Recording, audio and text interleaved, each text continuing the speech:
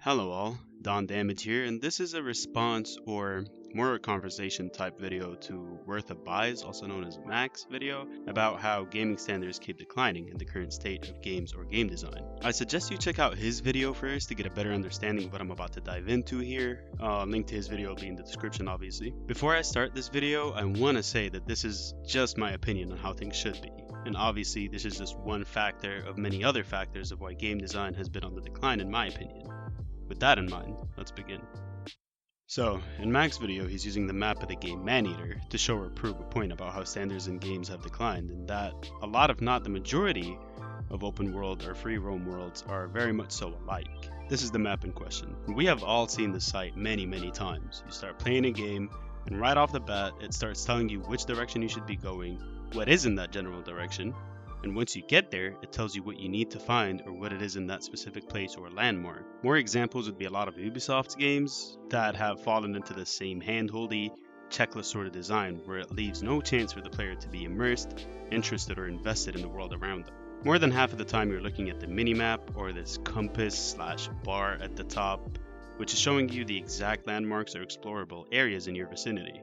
Especially in, for example, Assassin's Creed Odyssey, which is a game I liked a lot personally. But after a dozen hours, I couldn't help but feel like there's someone standing next to me going, yeah, go there, you'll find that, and then do this, and then go over there. This type of very hand-holdy, checklist sort of design became very tired very fast. Which brings me back to what I said earlier. You're not being immersed in the world, you're not invested. You're just finding the closest icon on the minimap, facing that direction, and holding the forward button until you get there and finish what is there. Sometimes it's a lootable area or a number of enemies you need to kill. Again, Assassin's Creed Odyssey makes it worse by telling you the exact number of enemies there, the exact amount of lootables, etc. It leaves no real room for the player to find what's going on or explore or any sense of mystery whatsoever. You're given all the information on face value, and you just know everything to expect. This blueprint, I believe, started with Far Cry 3 if I'm not mistaken, and is still being used heavily till this day, which was great or fresh design at the time, has become very tired and lazy today, and has been done way better. Let's talk about a prime example real quick, starting with a more obscure game called Outward.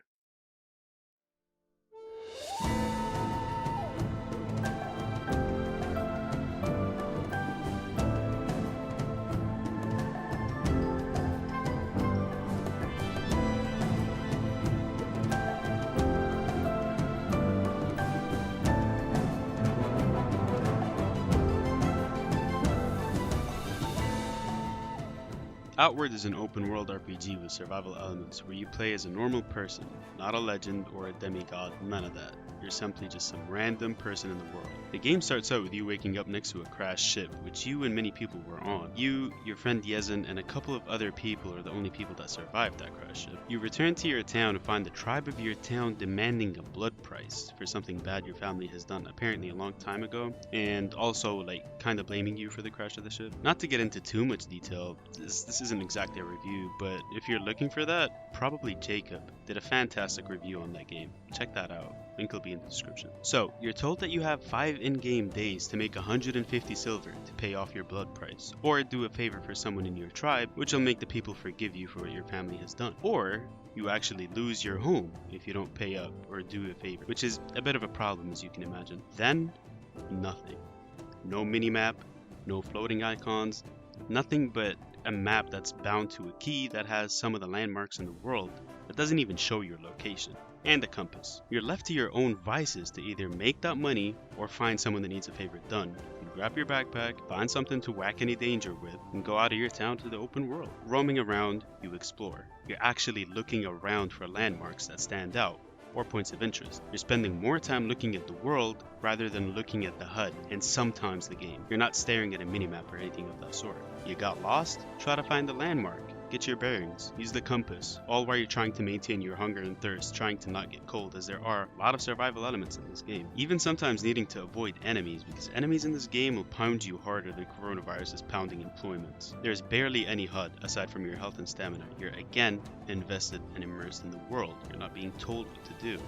Walked into a dungeon, you have no clue what's inside. Could be just loot, could be enemies, could be a boss. You could be in a place you totally shouldn't be in the game, but it tells you nothing about that. Hell, even if you are in a place you shouldn't be in, you can still try to find your way around if you're smart, and you will be rewarded for your risk. You're also being careful, but you're also trying to not miss anything, as there could be a chest with a badass weapon, or a piece of armor, or even a material that you could totally miss. And that is why it feels so gratifying when you're so far away from your town and you come across a unique place, taking the chance or risk to go in and making it out with something right. Be it a side quest that was in there, a new piece of gear, or even a new skill. You explored. You found that unique place. You decided to take the risk, and it makes the reward that much better. It wasn't the game telling you to go there, or even showing you the way there. You don't have a set of icons telling you what to expect from the world. And I can go on about games that do this. Dark Souls, Zelda, Breath of the Wild, Metro Exodus, even though Metro Exodus has that tower thing, but it can be completely avoided. All games that have a unique, interesting world that barely, if at all, holds your hand. Whether they be AAA or indie games, they're out there. And I feel like that's what it is. The contrast between an open world game with copy-pasted areas, being told exactly what to do and when to do it, knowing what to expect from the world right from the get-go, as opposed to a game that lets you craft your own journey, that lets you play outside the rules, that lets you explore and find what the world has to offer with a lot of unique, handcrafted areas for you to stumble upon, which eventually leads to the player feeling more immersed and attached to the game, feeling like this was their experience, not the experience the designer or the developer wanted them to have. Now, as I said earlier, this is more of a conversation video, so please let me know what you think. I'd love to hear your opinions. Do you prefer being shown what to do or being told what to do, or do you prefer being free and finding your own way?